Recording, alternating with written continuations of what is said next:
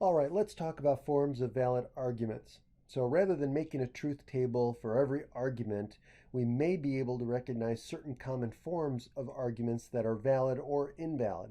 If we can determine that an argument fits one of these common forms, we can immediately state whether it's valid or invalid and use that reasoning. Okay, so the first one is called the law of detachment or modus ponens.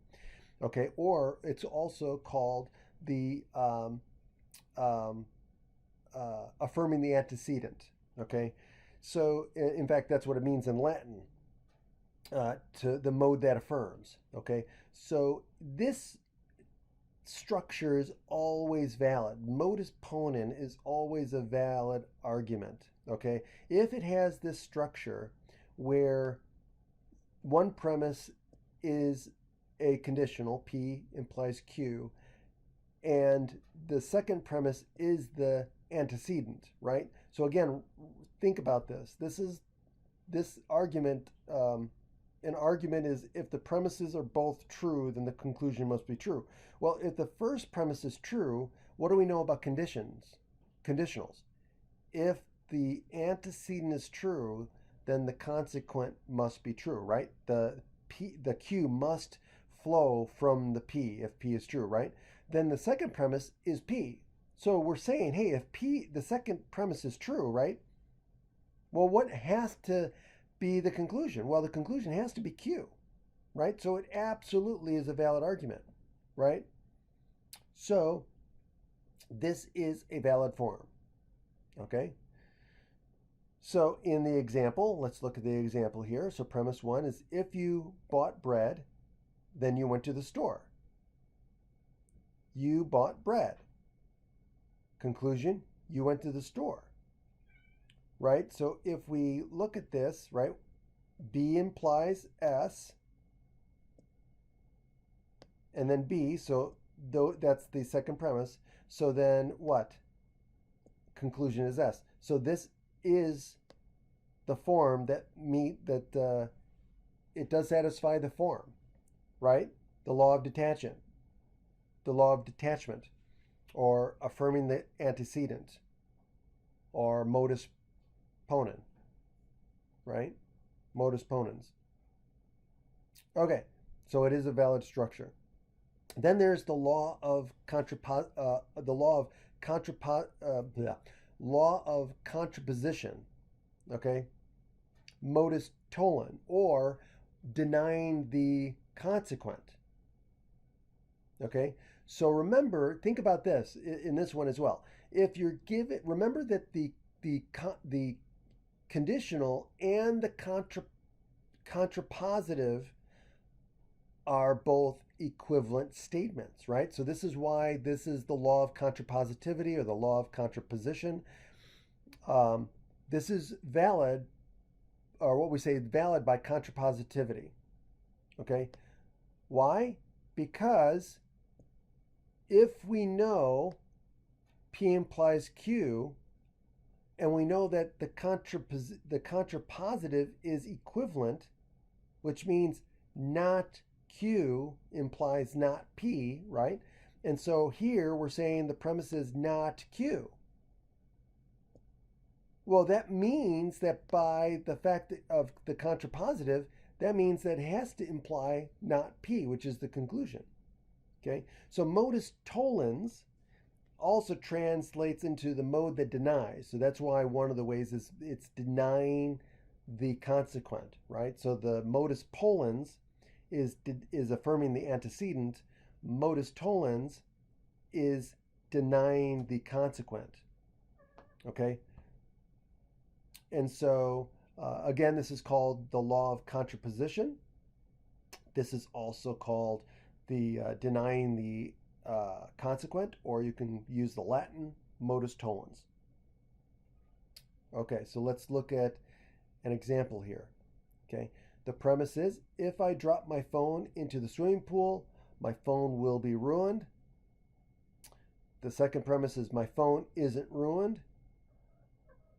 So the conclusion is I did not drop my phone into the swimming pool. So let's see what form this has. So let's write this symbolically. So D D is going to represent the statement, I dropped my phone into the pool. R is going to be the statement, the phone is ruined. And so now we can represent our argument using this symbolism.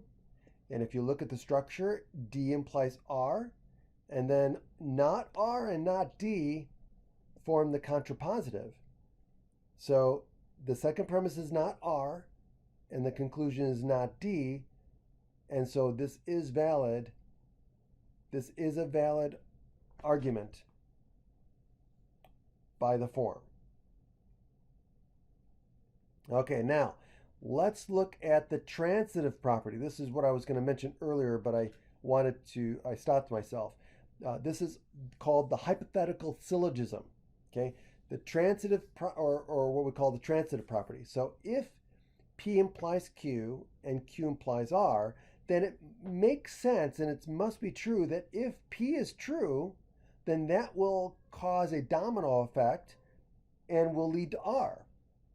So, and that's the transitive property, right?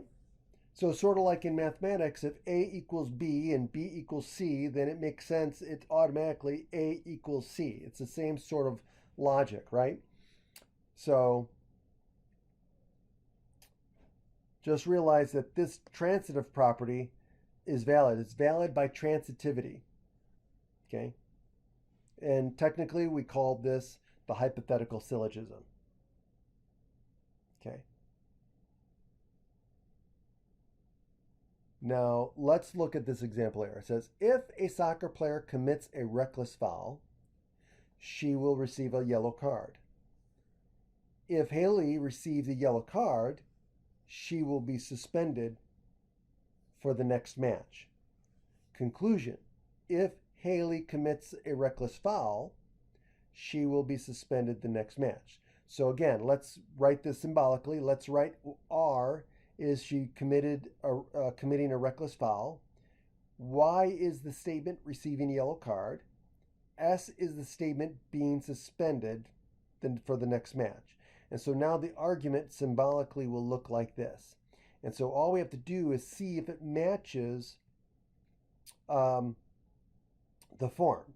R implies Y implies S. Does that mean that R has to imply S? And the answer is yes, because it naturally follows. Okay, so if R is true, then it automatically follows that S must be true. And so we get R implies S. Okay, and so this is valid by the transitive property. Okay, also, just because, again, remember, the conditional and the converse are not equivalent. So that would apply to the transitive property as well. Just because R implies Y does not mean that Y implies R. And just because Y implies S doesn't mean S implies Y. And so just because R implies S, we cannot then say S implies R, because the converse does not necessarily hold. Okay, remember, conditionals in the converse are not logically equivalent. So we can't use that here. Okay, disjunctive syllogism. That's dealing with or. Okay? So disjunctive syllogism means that we're dealing with an or statement and we're denying one of the two components, right? So if I have an or statement and I say P or Q, and then the second premise is, hey, by the way, not Q, and so the conclusion is it must be, or excuse me, I'm sorry, I misread it, not P.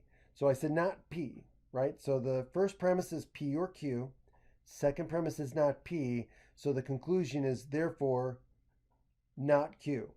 So this is also a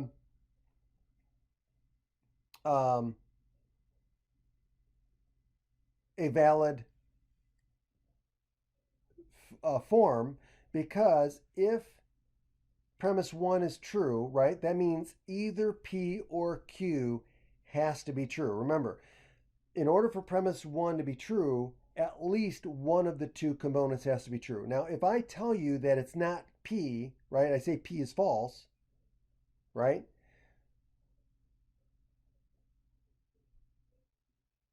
So if um, so remember, both premises must be true. So if I say not P is true, right? If that's the second premise and that's true, and I know that P or Q must be true, meaning that I have to have at least one of the two. And if I'm told that it's not P, then the conclusion has to be Q by by necessity, right? So this is a valid form. This is called a disjunctive syllogism. So if I have a disjunction and I deny one of the two parts, then the conclusion has to be the other component. Okay? So if I look at this example here, I can either drive or take the train. And then the second premise is I refuse the drive. The conclusion has to be then I will take the train in order to be a valid argument. And so this is valid based on the structure. All right. Now keep in mind that when you determine the validity of an argument, you must assume that the premises are true. So if you've seen me, heard me throughout these videos, I'm always assuming the premises are true. We're not saying that the premises are indeed, in fact, true. Okay? You don't have to agree with one of the premises, but for validity, for the purpose of validity, we assume that the premises are true to determine the validity. That's it. Okay? All we're doing is assuming for the moment that the premises are true. So we have to take our own opinions and feelings out of it. Okay? We don't care about whether they are indeed or in fact true. Okay? But what we're saying is if the premises are true, does it then mean that the conclusion has to necessarily follow? If the answer is yes, it's valid. If the answer is no, it's invalid. Okay?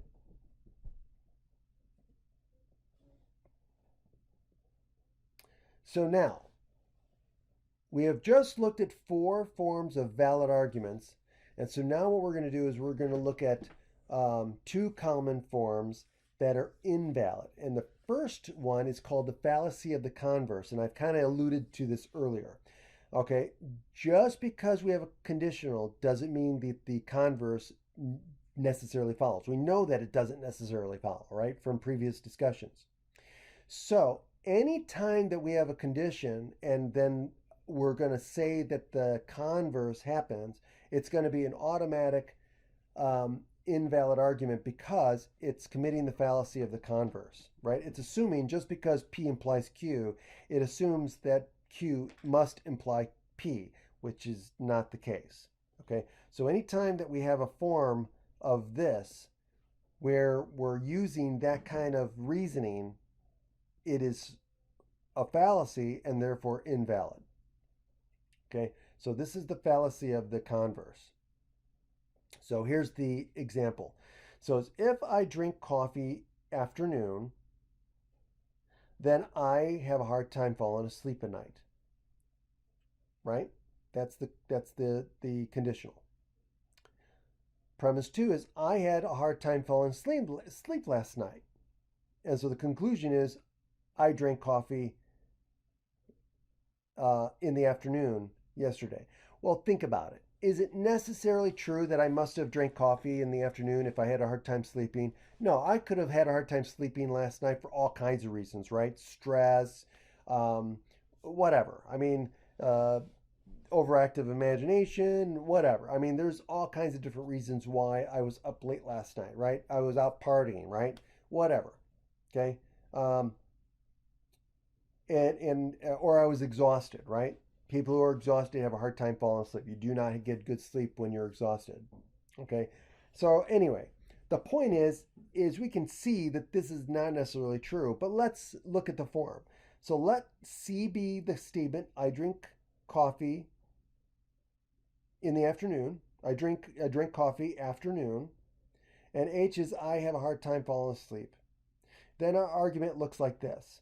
C implies H, followed by the premise 2, which is H, and the conclusion is C. And so look at this. It is assuming the converse. And so therefore, it is invalid because it's invalid by the fallacy of the converse. The other invalid structure is called the fallacy of the inverse by similar reasoning. Remember, the inverse is not equivalent to a conditional, right? They do not have the same truth values. Okay, so just because P implies Q, that does not mean that not P implies not Q, right? So again, the converse and the inverse are not logically equivalent. So anytime that we have a conditional and it looks like they're assuming the inverse, it is invalid, okay? And the reason why it's invalid is it's called the fallacy of the inverse, okay? So let's look at this. It says, if you listen to the Grateful Dead, then you are a hippie. Sky does not listen to the Grateful Dead. Therefore, Sky is not a hippie. So this is committing the fallacy of the inverse because, again, if we say G is someone who listens to the Grateful Dead, H is someone that's a hippie, right? You're a hippie. And so then if we put in our symbolism for the different statements, we get this. And of course, we can see that this is committing the fallacy of the inverse because here's our condition. And of course, the second premise along with the conclusion forms the inverse of premise 1. And so therefore, it is invalid because it commits the fallacy of the inverse. Okay? Of course, arguments are not limited to these 6 basic forms. There are other forms that you can look at. And I've alluded to one of the forms with the transitivity property earlier. So that's another one. Okay? Some arguments have more premises or premises that need to be rearranged before you can see. So sometimes arguments are not all neat and you've kind of got to organize them so that you can see whether they're valid or invalid. If an argument doesn't seem to fit the pattern of any of these common forms, though, we can always use what? The Venn diagrams and the truth tables as tools to show whether they're to analyze them to see whether they're valid or not. Okay? Lewis Carroll, author of Alice's Adventure in Wonderland, was a math and logic teacher and wrote 2 books on logic. In them, he would propose premises as a puzzle to be connected using syllogisms. The following example is one such puzzle.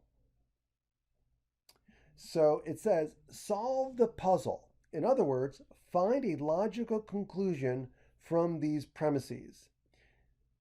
It says, all babies are illogical. Nobody is despised who can manage a crocodile. Illogical persons are despised. Okay, so let's see if we can solve this puzzle. So now we're going to write the symbolism. It says, let B be a creature is a baby, or someone is a baby. D is someone is despised. I is illogical. Someone is illogical. And M is the statement, someone can manage a crocodile. So now we're going to use these symbols and write the conditionals, right? So 1 is all babies are illogical. Now we can write that as a conditional, right? Because we've talked about this before. All babies are illogical means that if one is a baby, then one is illogical. So B implies I. Okay. Then we say nobody is despised who can manage a crocodile. So again, it's a none, right? Universal quantifier. So we can write this as a conditional as well.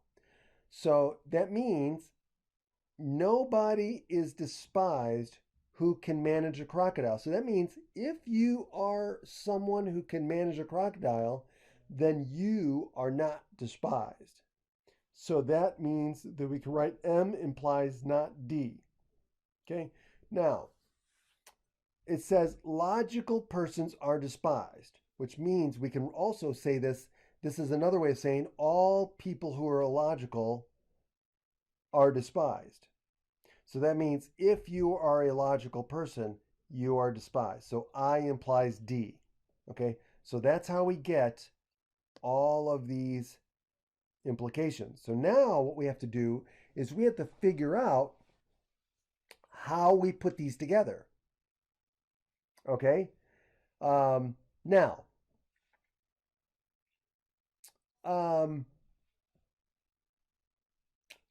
let's look at, we know B implies I and I implies D, so there's a connection there. But how do we do, let's do this. Let's deal with this because we have not D. How do we get D in there? We need D as the antecedent. Well, let's use the contrapositive. We know that the contrapositive and the conditional are equivalent, logically equivalent. So if I write this, well, I can write using the contrapositive. That means that what? D implies not M.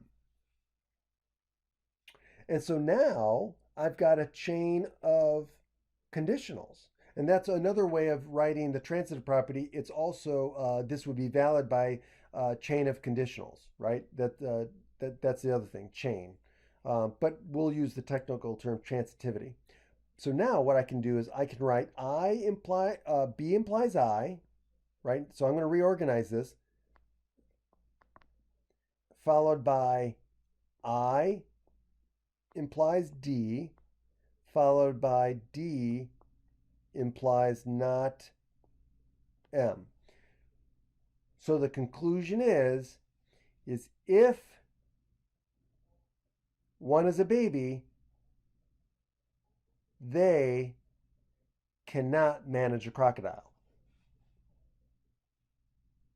And while it is silly, this is a logical conclusion from the given premises.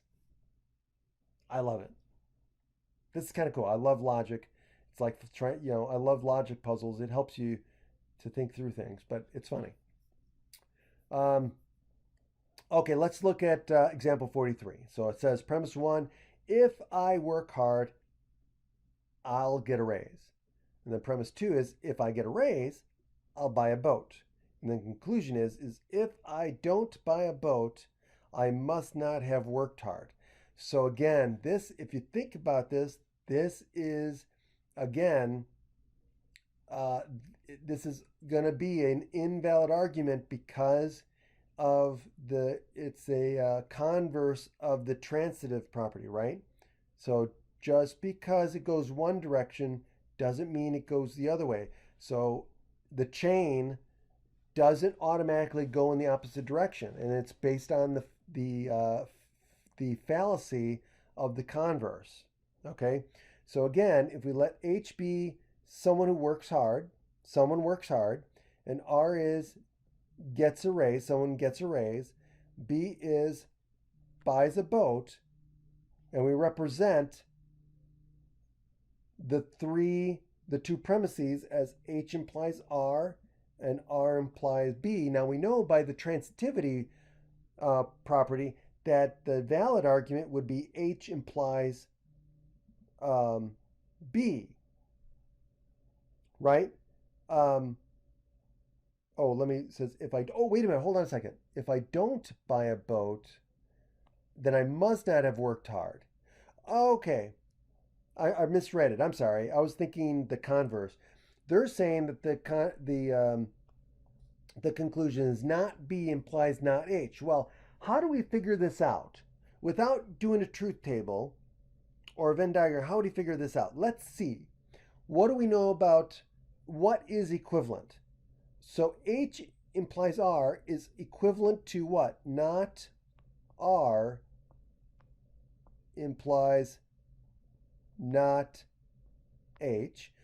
And we know the equivalent statement of R implies B is not B implies not R,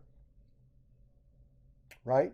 So if the conclusion is not B implies not H, so let's see, does this work? Well, not B implies not R, not R implies not H, and guess what? It's valid.